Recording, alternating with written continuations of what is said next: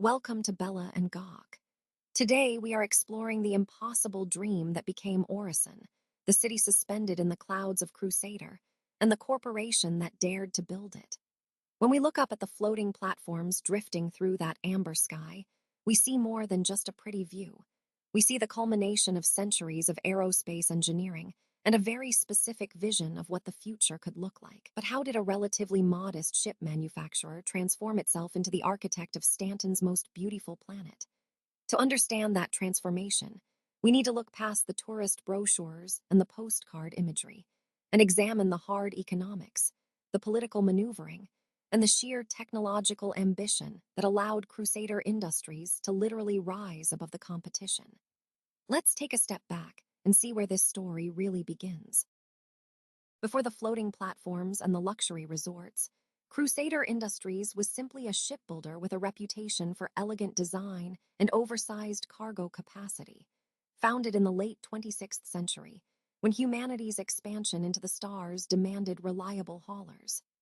For decades, they played second fiddle to the industrial giants like RSI and Drake, content to manufacture mid-tier commercial vessels for traders who valued comfort over firepower.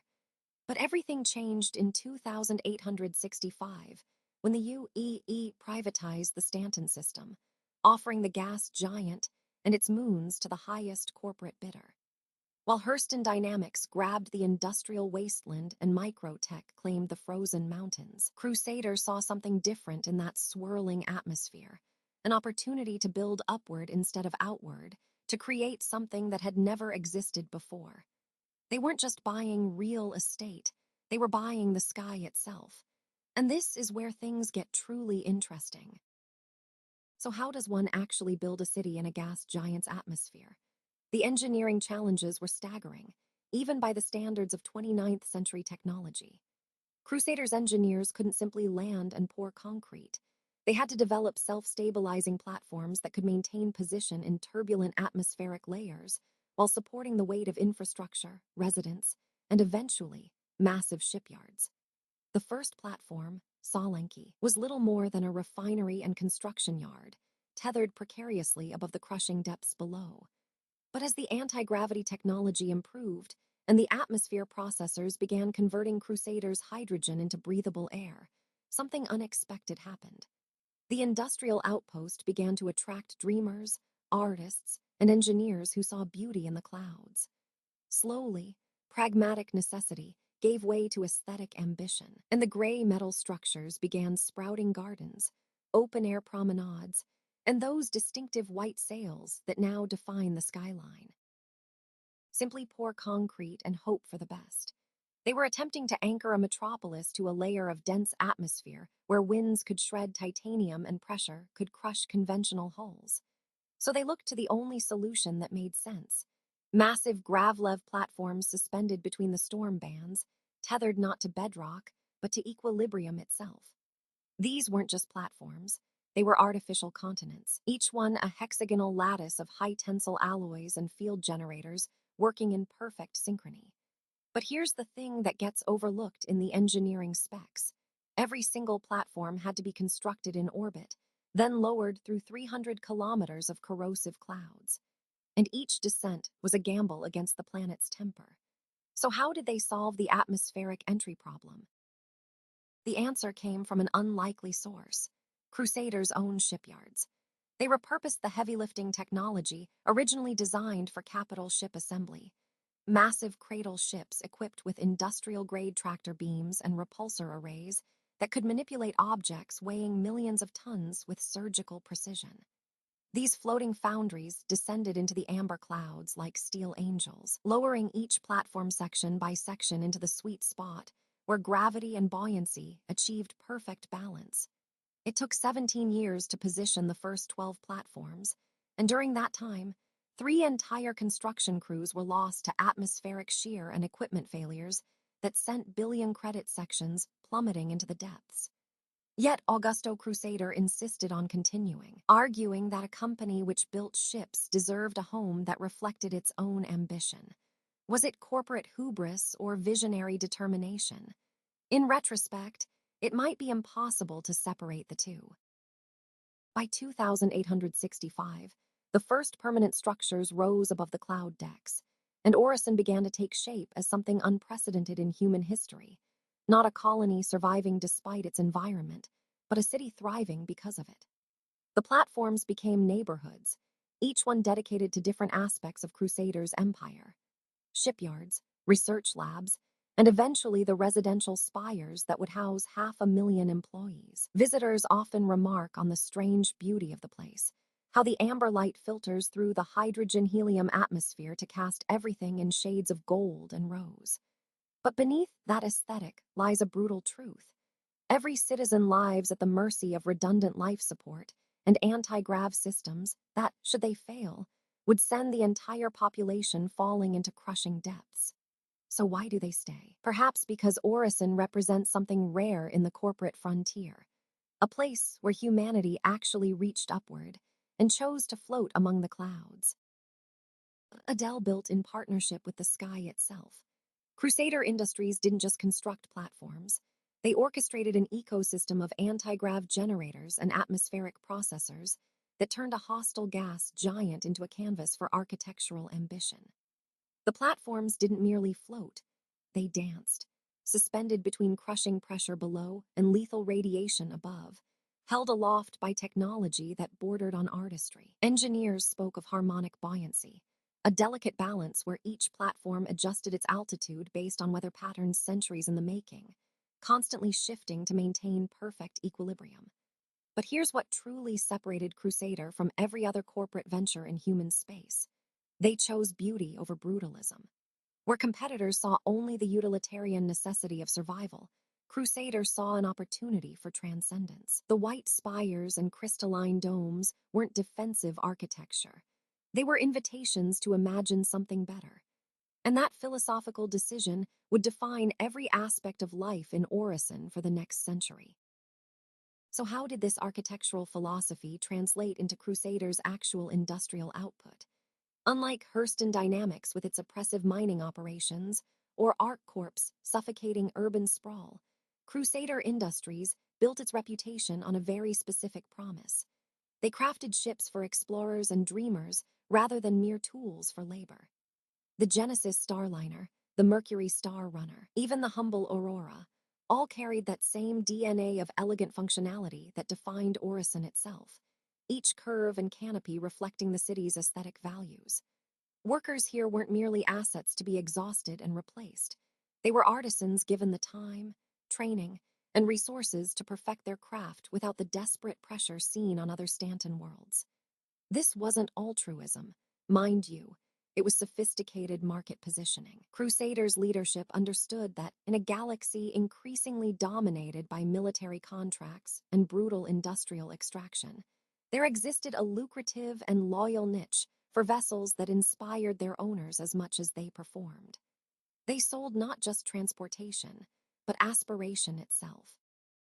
By the time the final platform locked into its orbital position in 2904, Orison had become something no one initially imagined.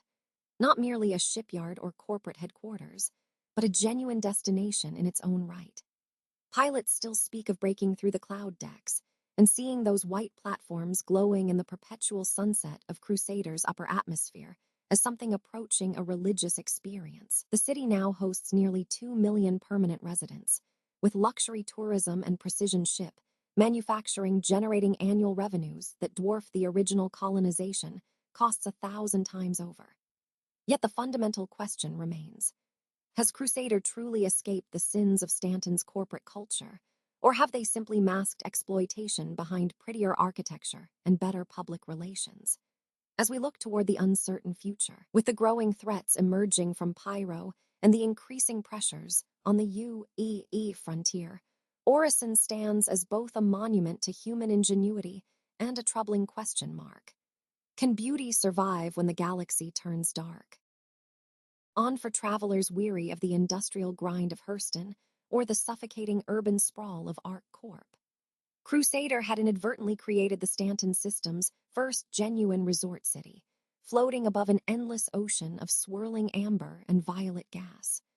Wealthy executives from Microtech began buying permanent residences in the high-atmosphere platforms, drawn by the filtered sunlight and the promise of breathing air that didn't taste of recycled metal or corporate sterility. But here's the thing nobody expected. The shipbuilders started staying too. Engineers who'd come for 3-month construction contracts were now raising families in the lower habitation decks, creating neighborhood schools and hydroponic gardens where fuel lines once ran. Crusader found itself managing not just a manufacturing facility, but a fully functional municipality with needs that couldn't be solved by engineering alone. And that required a fundamental rethinking of what the company was actually building.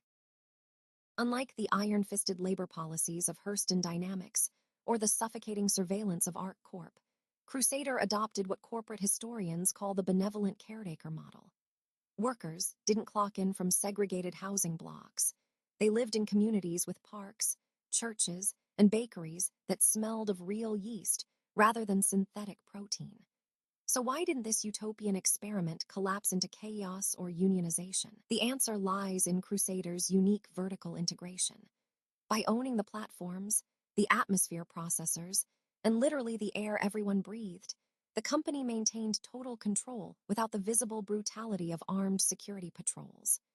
Dissent didn't require riot suppression, when dissenters could simply be assigned to platform maintenance crews in the turbulent lower atmosphere bands. It was governance by altitude, and it proved devastatingly effective at maintaining order. Today, in 2954, Orison stands as both the crown jewel of Crusader industries and a monument to humanity's stubborn insistence on building paradise in the most hostile environments imaginable. The shipyards here produce the Mercury Star Runner and the Hercules series, vessels synonymous with reliability and grace. Yet the city itself remains the company's finest product. Pilots speak of approaching Orison through the cloud decks with something approaching reverence, watching the platforms emerge like islands of light against the perpetual storm. But this beauty masks a fundamental fragility. One catastrophic atmospheric decompression, one platform tether failure, and thousands would plummet into the crushing depths below. Crusader engineers insist the redundancies are infinite, yet every resident knows they sleep above an abyss. And perhaps that's the ultimate price of living in the clouds. The shipyards of Orison represent the industrial heartbeat beneath the city's poetic facade, where Crusader Industries transformed itself from a regional gas harvester into one of humanity's premier spacecraft manufacturers. Here, floating above Crusader's crushing atmosphere, the company constructs everything from luxury starliners to military Valkyries, each vessel assembled in zero-gravity dry docks that spiral down toward the planet's cloud layers like mechanical waterfalls. But how did a corporation built on atmospheric processing pivot so completely toward aerospace engineering? The answer lies in the 2870, when CEO Augustin Caliban bet the entire company fortune on acquiring failing ship patents from Earth, gambling that Stanton's low-tax environment and Orison's unique orbital position could undercut traditional manufacturing hubs. That gamble paid off spectacularly, creating an integrated supply chain where gas extraction, refinement, and ship fabrication happen within the same atmospheric envelope, a vertical integration that competitors like Drake or RSI simply cannot match. But beneath the pastel sunsets and garden districts lies a corporate infrastructure that rivals the efficiency of its assembly lines, because Crusader Industries exercises control over Orison with a precision that makes Hurston's brutality look almost honest by comparison. Every resident, from the shipwrights in the dry docks to the service workers in the Cloudview district, exists within a carefully calibrated ecosystem of employment contracts, housing agreements, and lifestyle subsidies that ensure loyalty without the need for armed enforcers. Why maintain private armies when the corporation owns the air filtration systems, the gravitational stabilizers, and the transportation networks that keep a floating city aloft? This is the soft tyranny of Crusader's model, where independence is technically possible but practically unthinkable, and where the company's paternalistic image masks a reality in which every breath of filtered atmosphere carries the implicit reminder of who controls the life support. Looking ahead, Orison faces challenges that no amount of corporate optimization can fully address, as the lawless frontier of pyro looms just one jump away, and piracy threatens the supply lines that feed the city's massive material appetite. Crusader Industries finds itself in an ironic position for a company that built its reputation on peaceful transport and luxury travel, now forced to militarize its shipyards and partner with the advocacy in ways that Augustin Caliban would have found distasteful. Yet the city endures, adapting to each new crisis with the same engineering ingenuity that kept it floating through Crusader's turbulent storms, because humanity has invested too much hope in this cloud-born utopia to let it fall. And so Orison continues its slow dance above the gas giant, a testament to the belief that even in a universe of hostile stars and corporate greed, beauty remains possible, provided the inhabitants never look down. Feed the floating metropolis. And here's the thing about building a city 30 kilometers above a gas giant.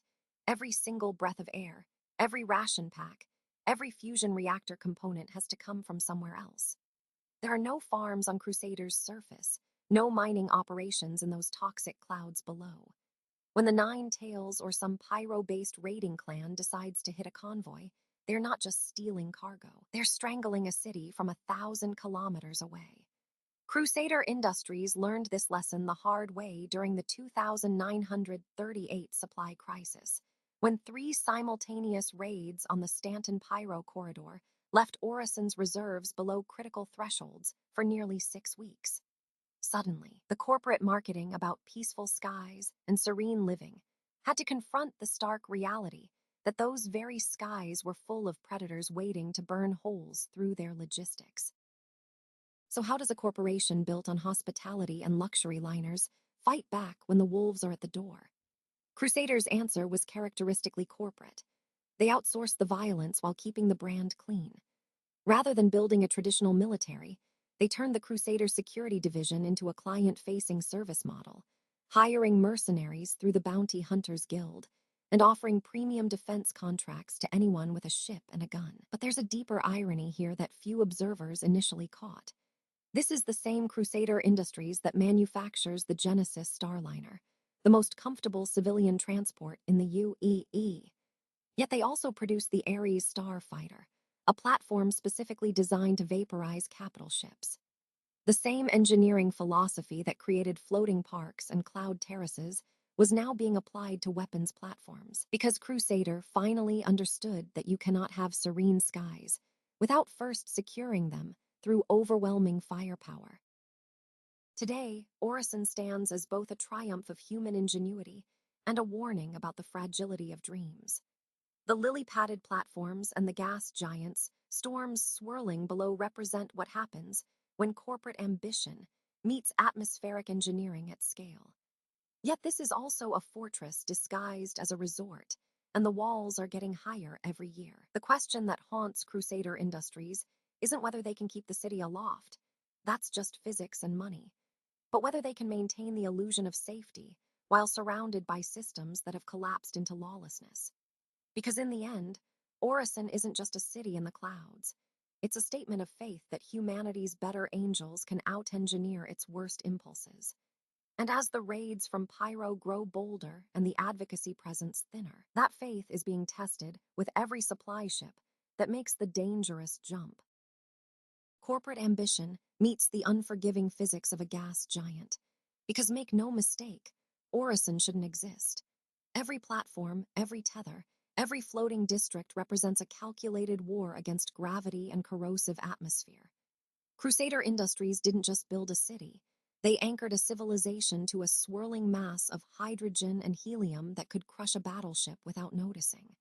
So how did they actually do it? The answer lies in the Lattice, those massive suspension networks that most visitors mistake for simple infrastructure, but which are actually the largest tensile structures ever constructed by human hands. Each cable contains enough synthetic fiber to wrap around Earth 3 times, and they have to be replaced constantly, not because they break, but because the atmosphere slowly digests them. And yet, despite this Sisyphean maintenance cycle, the city thrives. But living here isn't the paradise the brochures suggest. Sure, the view is unmatched. those lavender and rose clouds rolling beneath the walkways like a frozen ocean. But the psychological toll of existing kilometers above a crushing death zone isn't something residents can filter out with climate control. People speak of the drop, that vertiginous moment when one remembers there's no ground beneath the city, just an endless fall waiting if the engines fail. And Crusader knows this. They've built a culture of mandatory calm, from the soft pastel architecture to the strict noise ordinances, all designed to prevent the panic that could spread through a population constantly aware of their precarious position. Is it genuine tranquility, or just sophisticated crowd control? The line blurs when one realizes that every citizen is also an employee, and every balcony overlooks both a sunset and a termination clause. Today, Crusader Industries has leveraged Orison's impossible location into shipbuilding dominance. The same atmospheric pressure that makes living here a gamble provides the perfect testing ground for hull integrity and quantum drives. If a ship can survive Crusader's storms, it can survive anything the frontier throws at it. The Starlifter series, the Mercury, even the humble C8X Pisces, all born in these floating yards, assembled by workers who ride the lightning between platforms. And yet, as the UEE contracts roll in and the shipyards expand outward, one has to wonder how long the Lattice can support the weight of this success. Orison remains a monument to what happens when humanity refuses to accept that some places are meant to remain empty, but monuments, by their nature, stand still while the world changes around them. The question isn't whether the city will fall, but whether Crusader will still be holding the cables when it does. The most extreme atmospheric entry simulations in the Empire. Think about it. If a Genesis starliner can maintain hull integrity while docked at Orison's upper platforms, where the winds shear at 400 knots and the atmospheric pressure could crush a lesser vessel, it can handle anything a standard landing zone might throw at it. Crusader's engineers didn't just adapt to the gas giant's hostility, they weaponized it. Every weld, every shield emitter, every thruster calibration gets stress-tested against nature's fury before these ships ever see a buyer. But here's the question nobody asks. What happens when the testing ground becomes indistinguishable from the factory floor? When assembly workers commute through radiation belts and corrosive clouds just to clock in, and the line between stress test and workplace hazard blurs completely? To understand the answer, we need to look at how Orison actually functions as a habitat. This isn't just a factory with living quarters attached. It's a city suspended in a perpetual storm, held aloft by anti-grav technology that predates the Empire itself. Crusader Industries didn't build Orison from the ground up because, well, there is no ground. They built it from the cloud down, tethering platforms to aerostat anchors that drift in the upper atmosphere's sweet spot. And here's where the corporate philosophy becomes visible. Every residential deck, every cloud view apartment, every open-air promenade serves a secondary purpose as a pressure valve for the workforce. Literally and figuratively. Because when employees can't just walk off the job and catch a shuttle home, management needs to give them something worth staying for. Today, that something takes the form of a floating paradise that masks an industrial machine. Orison represents the pinnacle of corporate city building, where the boundary between employee and resident has dissolved entirely. Workers aren't just laboring for Crusader. They're living inside the company's product, breathing filtered air, walking through manufactured clouds. And while the view from the Starliner showrooms might be breathtaking, remember that every beautiful vista is also a reminder of resident isolation. There are no independent ports here, no competing interests, no horizon that isn't Crusader blue. So when we ask whether this city in the clouds represents human ingenuity or corporate capture, the uncomfortable truth is that it's both, simultaneously, suspended in the amber of a gas giant's gravity well. Resident ceases to exist entirely once one steps onto those floating platforms. In Orison, Crusader Industries does not merely sign paychecks. The corporation owns the atmospheric processors that enable breathing, the hydroponic towers that produce food, and the cloud-hugging apartments where workers sleep. It is a closed circuit designed to simulate freedom, with every stunning view of the gas giant's swirling storms carefully calculated to inspire loyalty rather than claustrophobia. So why do millions flock here voluntarily? because Crusader has mastered the art of packaging subsistence as paradise, selling the notion that comfort equals consent. But here is the thing nobody discusses. When an employer controls the airlock, the distinction between choosing to stay and being unable to leave becomes purely academic. Beneath the pristine cloud decks and lavender sunsets lies the actual engine of this enterprise. Crusader Industries did not build Orison to house a population. They built it to manufacture ships on a scale that would be impossible on any terrestrial surface. Massive construction platforms drift in the lower atmosphere, assembling Genesis starliners and Hercules transports in facilities where gravity is a dial setting rather than a law. Workers commute from the residential spires down to the industrial zones, passing through pressure locks that separate the curated paradise from the clang of welding torches and the smell of molten alloy. This is where the real money flows, where the corporation's true priorities reveal themselves in production quotas and assembly line speeds.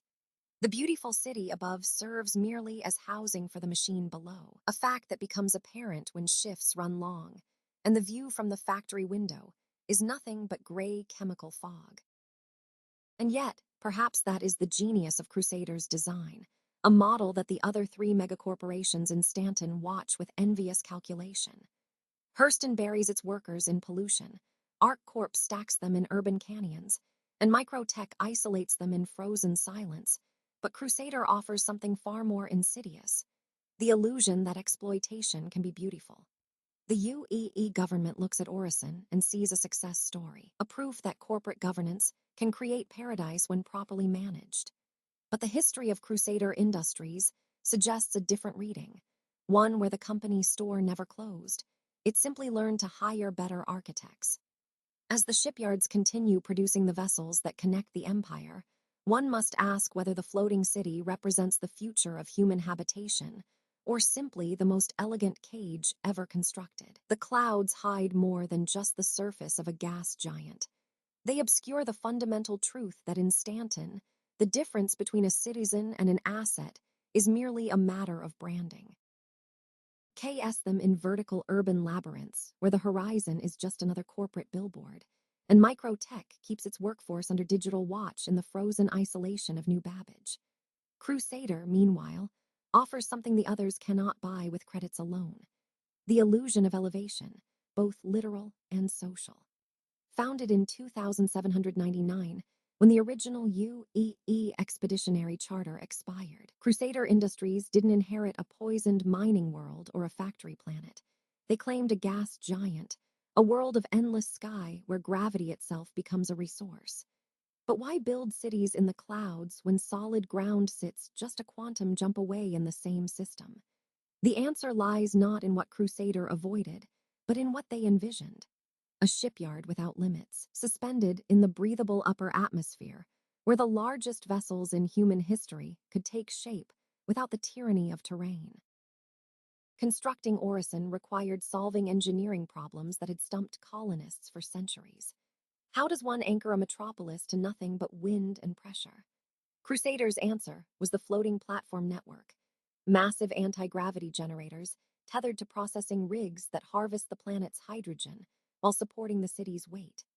By 2850, the first permanent platforms rose above the ammonia clouds, and architects realized they weren't just building a shipyard, they were crafting a destination. The decision to clad every surface in white composites and gold trim wasn't merely aesthetic vanity. Against the perpetual sunset colors of Crusader's upper atmosphere, the city glows like a promise, a visual counterargument to the rust and grime of Hurston. Tourists call it breathtaking, and that's exactly the point. For a corporation selling dreams of escape among the stars, the headquarters must look like the gateway to heaven itself. Today, Orison stands as the crown jewel of Crusader's empire, but the view from the observation decks hides the manufacturing truth below. This is where the Genesis starliner and the military Hercules transports are born, vessels that carry millions of passengers and tons of munitions across the empire. The shipyards operate in the lower atmospheric bands, where the air is thick with industrial particulates that never quite reach the tourist levels above. Crusader maintains a careful separation between the dreamy city in the clouds and the gritty reality of heavy fabrication, a compartmentalization that defines their corporate culture. Workers here don't suffocate like on Hurston, but they still belong to the company, living in habitation rings where the beautiful sky is always just beyond a viewport. And yet, when the Nine Tails raid the supply lines or Xenothreat tests the perimeter defenses, Orison proves it's no fragile paradise. The floating platforms can seal and defend themselves, turning that heavenly gateway into a fortress suspended between the void and the storm. The Genesis Starliner and the military Hercules are not born in the gardens above, but in the churning foundries suspended in the lower atmosphere, where the air tastes of ozone and welding plasma. Crusader Industries maintains the illusion of a cloud paradise for the executives and tourists who frequent the upper platforms, yet the true heartbeat of the company pounds 30,000 feet below, on the industrial decks where gravity is heavier and the storms are brutal. These manufacturing platforms, hidden from the postcards and travel brochures, operate in perpetual twilight beneath the perpetual storm cover, churning out the very ships that define Crusader's reputation. The same corporation that sells dreams of luxury transport to the wealthy operates assembly lines where workers endure atmospheric pressure that would crush a suit not rated for deep salvage. How did a company founded on beauty become so dependent on brutality? To understand this contradiction, we need to step back to the early 29th century, when Crusader Industries was merely a defense contractor struggling to distinguish itself in a market dominated by Hurston's industrial might and Aegis's military pedigree. The company's breakthrough came not from weapons systems, but from a radical proposal to the UEE. What if military transport didn't have to feel like punishment? The original Hercules concept redefined planetary assault logistics, yet the real genius was realizing that the same hull architecture could cradle civilians in comfort rather than soldiers in combat webbing. Crusader's engineers looked at the gas giant they called home and saw not just a factory site, but a statement. They would build their headquarters in the sky itself, a floating city that embodied the weightless elegance they promised in every starship cabin. Orison was never meant to be merely an administrative center. It was the physical manifestation of a corporate philosophy that beauty and function could share the same breath. But here is the uncomfortable truth that the Crusader marketing division hopes nobody examines too closely. The city in the clouds floats precisely because of the industrial labor happening in the crushing depths below, and the contrast between these two worlds grows sharper with each passing decade. While tourists dine in restaurants where the horizon curves gently beneath them and the sun never sets, the platform workers endure shift cycles that measure their lives in atmospheric pressure differentials and radiation exposure limits. Crusader Industries has perfected the art of vertical segregation, where altitude determines class, and the higher one's platform, the more humanity the corporation grants. The Genesis Starliner that carries executives between Terra and Stanton was assembled by hands that have never seen natural sunlight, maintained by crews who cannot afford the luxury transport they build. In the end, Orison represents not a rejection of Hurston's industrial brutality, but its evolution. The same exploitation, simply hidden behind better window dressing and a view that costs extra to see. Shing depths below. Those pristine white platforms with their manicured gardens and glass atriums are tethered to massive gas processing rigs that extract helium-3 and hydrogen from Crusader's violent atmosphere, operated by contract workers who never see sunlight and certainly never set foot in the tourist districts above. The anti-grav generators keeping Orison aloft require staggering amounts of power generated by the same refineries that stain the lower atmosphere with chemical byproducts.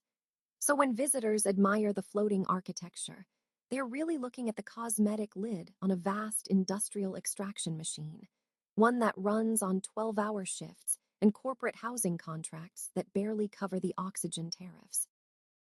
So how did we get here? To understand Orison, we need to look at Crusader Industries not as the benevolent shipbuilder they pretend to be, but as a corporation that learned early that vertical integration works best when you literally own the sky. Founded in 2865 After acquiring the Stanton Roman III charter, Crusader didn't just want to manufacture ships. They wanted to control every variable of production, from atmospheric composition to gravity gradients. The gas giant beneath them wasn't an obstacle. It was a resource, a bottomless fuel tank for both their engines and their ambitions. By 2912, they'd converted their orbital platforms into something permanent, something beautiful, transforming utilitarian refineries into the layered city we see today. But that transformation required a specific calculus. How do you sell the dream of cloud-top living while hiding the machinery that makes it possible? Today, the answer to that question is written in the architecture itself. Look closely at Orison's design. Those sweeping pedestrian bridges and open-air markets aren't just aesthetic choices.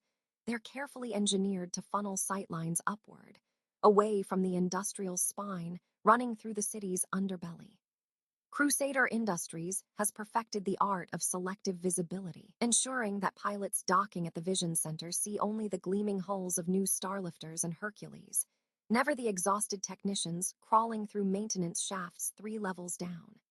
And yet, despite this manufactured illusion, Orison remains functional, profitable, and undeniably beautiful, a testament to what corporate governance can achieve when it controls not just the means of production, but the very air people breathe. The question isn't whether this model works.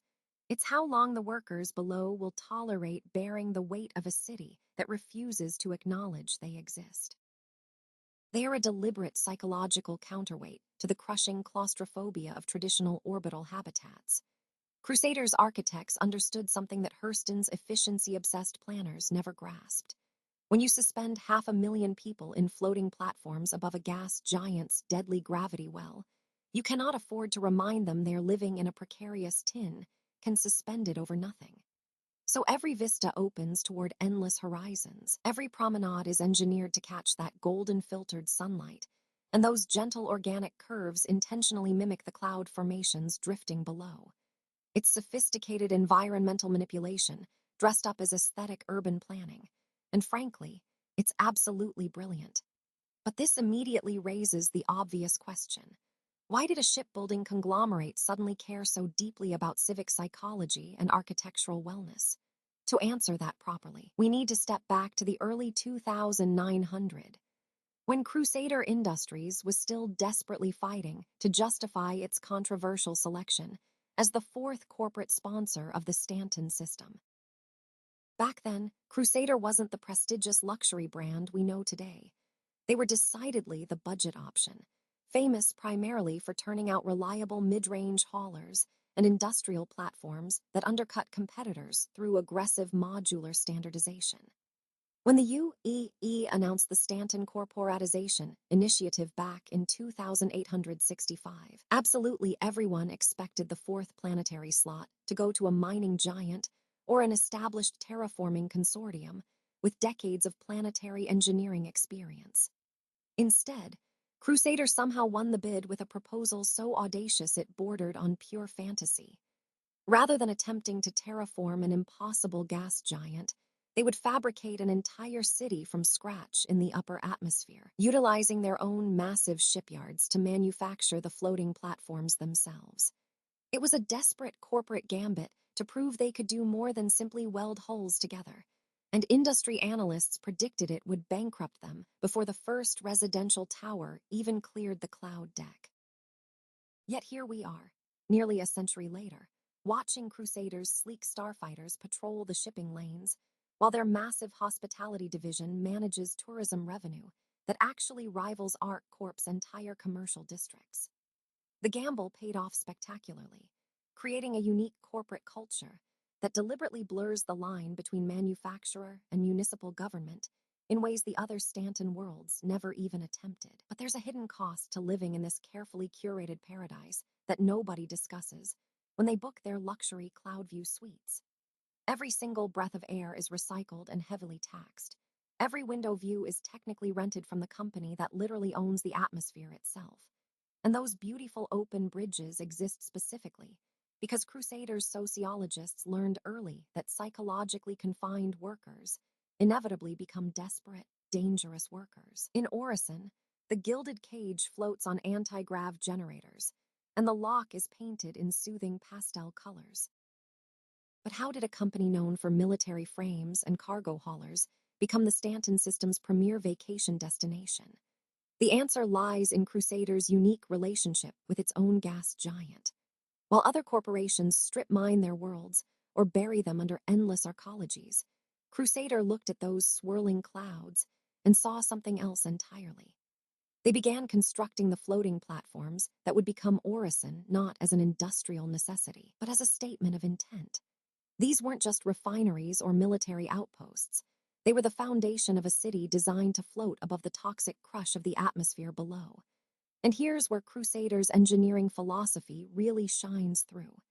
They applied the same precision aerospace manufacturing techniques that built their Genesis starliners to civic architecture, creating modular platforms that could expand organically as demand grew, turning engineering constraints into architectural poetry.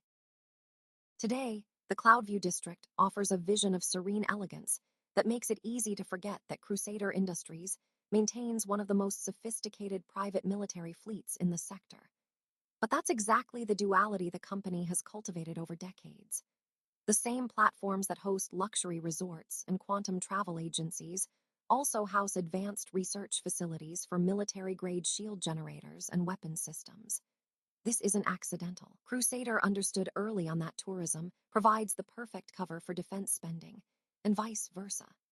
The beautiful city in the clouds generates the capital needed to fund next-generation starfighter development, while those very fighters protect the shipping lanes that bring tourists to Orison in the first place.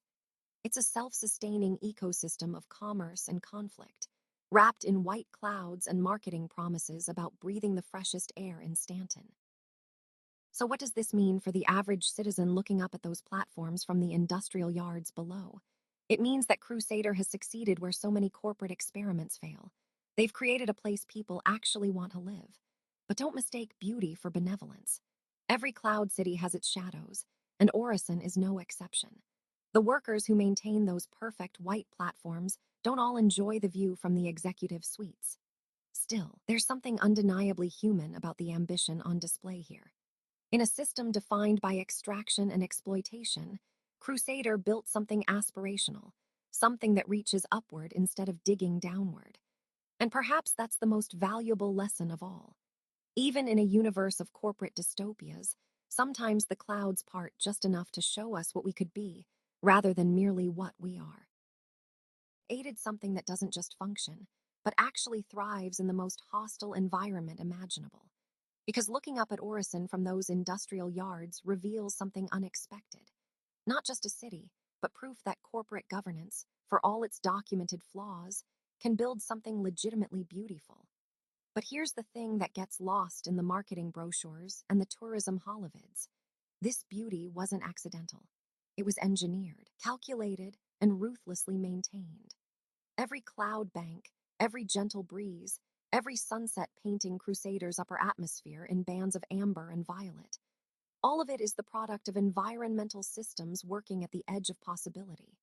So how exactly does one maintain a paradise when the foundation is a volatile gas giant, constantly trying to crush those platforms into metallic paste? The answer lies in what Crusader Industries deliberately doesn't show on those polished guided tours. Beneath those elegant park domes and crystalline viewing decks, there are levels of machinery that most citizens never consider. Massive turbines fighting atmospheric pressure, stabilizers compensating for wind shear that could tear a platform apart, and maintenance crews working in conditions that would make a deep space miner flinch. And this is where Crusader's history as a ship manufacturer becomes absolutely crucial. Because the company approached city building the same way it approaches spacecraft design, with ruthless redundancy, precision engineering, and absolutely zero tolerance for structural failure. But maintaining this infrastructure requires staggering resources, and resources require consistent revenue, which brings us to the uncomfortable economic reality of who actually gets to live in the clouds, and who remains tethered to the industrial yards below, forever looking up. Because Orison isn't just a city, it's a business model wrapped in atmospheric poetry. Every residential platform, every docking arm, every cloud view apartment represents a calculated return on investment that would make a Hurston accountant weep with envy. Crusader didn't just build a habitable environment.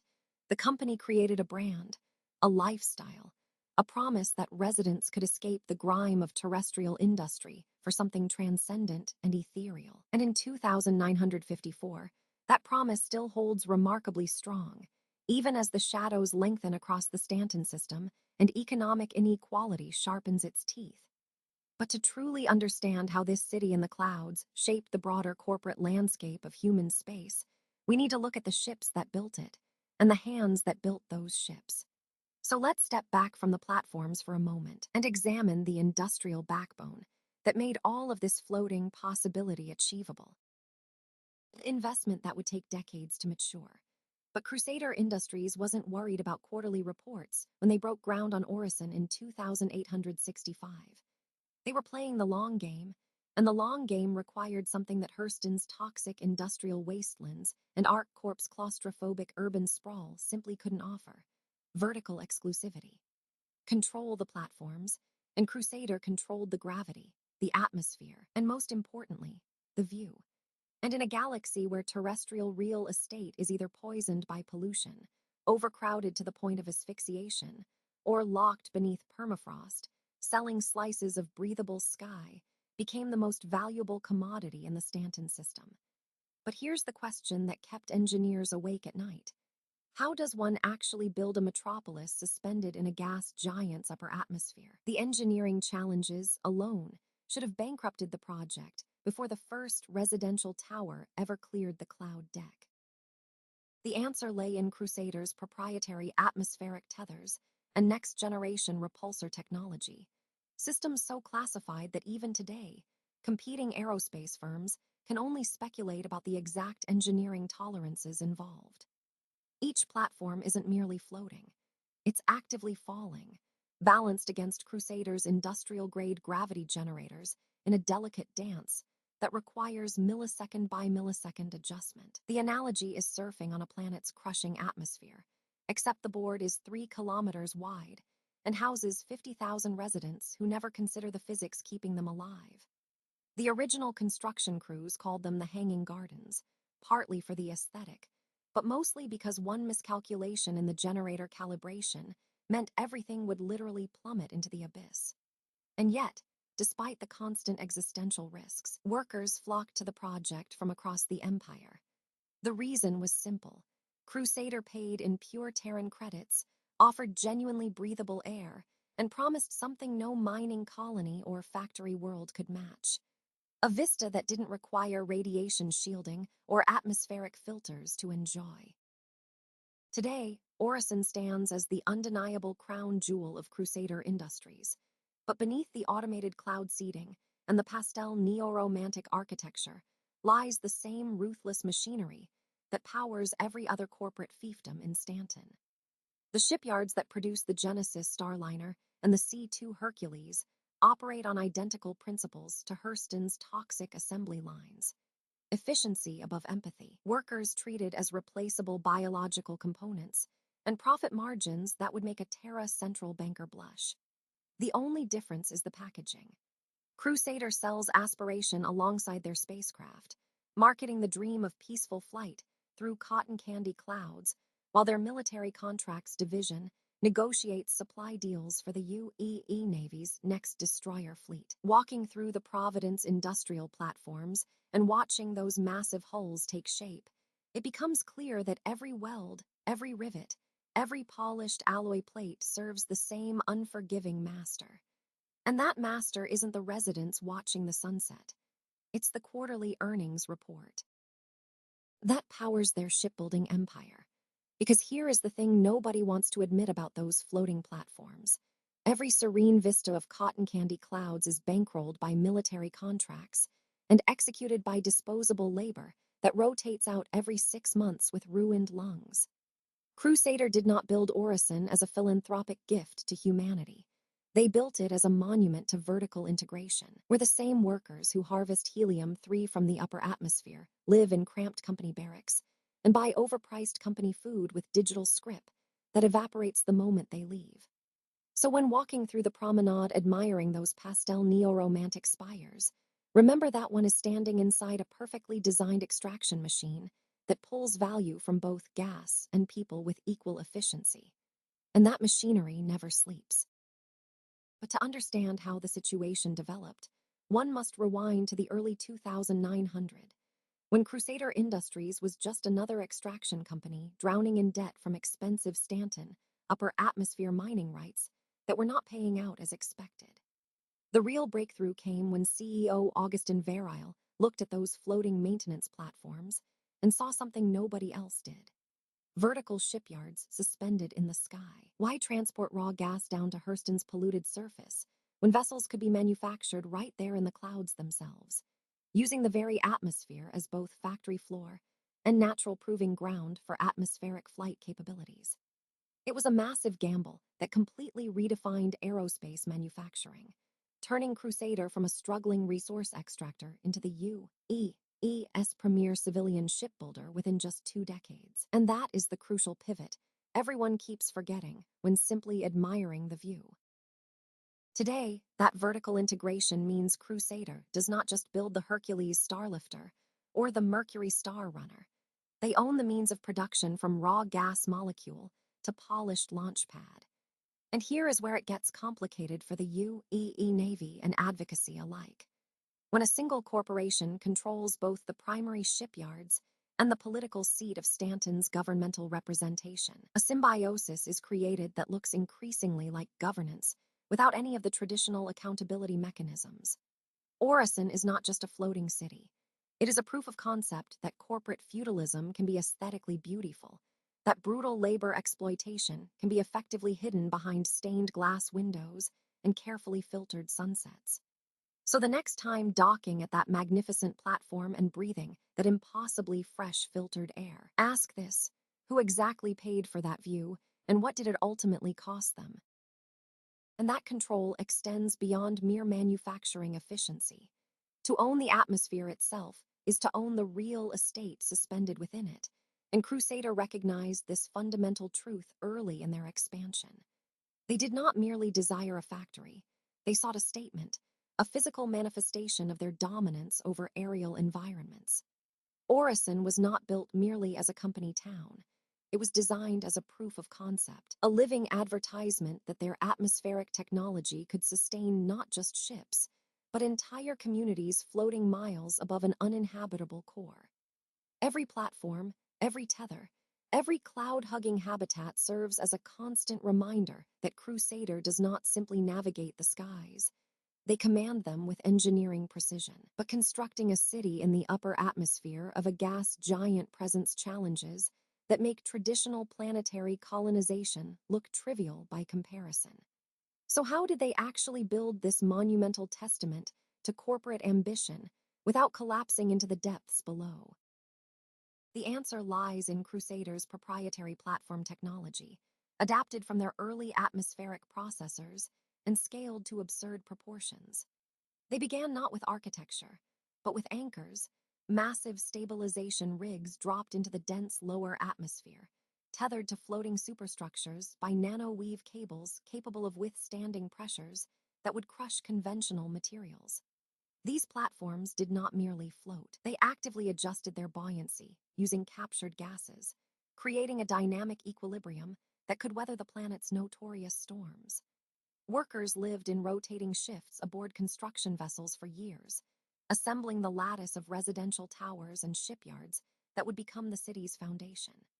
It was engineering on a scale rarely attempted outside of terraforming projects, and it came with a human cost that corporate histories rarely acknowledge. What sacrifices did those early builders make to secure their place in the clouds? Today, Orison stands as both a marvel and a warning, its pristine white platforms belying the strict corporate order that governs every aspect of life within its clouds. Residents do not merely lease their apartments, they maintain them under contracts that bind them to Crusader's service, creating a workforce that is simultaneously customer and employee, tenant and asset. The shipyards operate continuously, their massive hangars opening directly onto the atmosphere, where completed Hercules and Mercury vessels take their first flight amidst the clouds that birthed them. Visitors often speak of the city's ethereal beauty, the way sunlight filters through the gas layers to paint the platforms in shades of amber and rose. Yet they rarely see the maintenance shafts, where atmospheric processors hum 26 hours a day. This is the ultimate expression of Crusader's vision. Not just a factory, not merely a city, but a self-sustaining ecosystem of commerce suspended between sky and void. Residents do not merely lease their apartments, they lease their lives, bound by employment contracts that blur the line between citizen and corporate asset. Every breath of that filtered, pristine air comes with terms of service, and every view of Crusader's swirling amber clouds is monitored by sensors embedded in the curved white walls. Crusader Industries didn't just build a city, they constructed a closed ecosystem where loyalty is measured in productivity metrics, and where the platforms themselves function as both sanctuary and cage. But to understand how this atmospheric fortress became home to 500,000 souls, we need to look back at the company's origins. Why would a ship manufacturer choose to anchor its headquarters in the crushing gravity well of a gas giant? The answer lies in a philosophy that treats atmosphere itself as a resource to be exploited, and in a corporate strategy that began centuries before the first platform was tethered. Crusader Industries began not as a utopian project, but as a pragmatic solution to a logistical nightmare. Founded in 2865 by a consortium of aerospace engineers fleeing the overcrowded shipyards of Earth, the company initially struggled to find territory where they could test massive hull designs without planetary gravity constraints. When the UEE offered the Stanton system to corporate bidders in 2865, Crusader saw opportunity where others saw only a violent gas giant. They proposed something unprecedented: floating shipyards suspended in the upper atmosphere, where the dense gases could support enormous structures while providing natural shielding from cosmic radiation. The engineering was audacious, bordering on suicidal, requiring anti-gravity generators of a scale never before attempted. Yet by 2877, Platform 1 was operational, and the company had established a monopoly on heavy transport manufacturing that continues to this day. Today, those same platforms that assemble Starlifters and Genesis Starliners also house the families of the workers who build them, creating a generational cycle of corporate dependency. The city of Orison spreads across interconnected floating districts, each one a masterpiece of aerodynamic architecture that masks the heavy industrial machinery churning below deck. Visitors often remark on the cathedral-like silence of the residential platforms, but that quiet comes at the cost of strict noise ordinances, mandatory curfews, and surveillance drones that drift between the cloud layers like silent jellyfish. Crusader Industries claims this regimented environment ensures safety in a hostile atmosphere, yet the truth is more pragmatic. Controlled populations make for predictable labor forces. And so Orison remains, a gilded cage suspended between the void and the storm, beautiful, functional, and utterly beholden to the corporation that owns the sky itself. The city of Orison floats as a monument to what Crusader Industries dares to call progress. The postcards show golden light filtering through cloud canopies, platforms drifting like islands in an endless sky. But closer inspection reveals the scaffolding beneath the paradise. This is a company town raised to the heavens, where employment contracts bind families across generations, and the air itself comes with terms of service. Crusader didn't just build ships here. They built a self-sustaining ecosystem of dependency, wrapped in religious symbolism and aesthetic beauty. The question isn't whether Orison works. It clearly does. The question is what it costs to keep it floating. Because when home, livelihood, and future all depend on a single corporate entity, even the clouds start to look like bars on a cage, and paradise becomes just another gilded prison. Yet we cannot deny the engineering triumph that brought this place into existence. Crusader Industries took a gas giant's hostile atmosphere and carved from it a cathedral of industry, producing vessels that carry millions across human space. The Starlifter and the Genesis aren't merely products.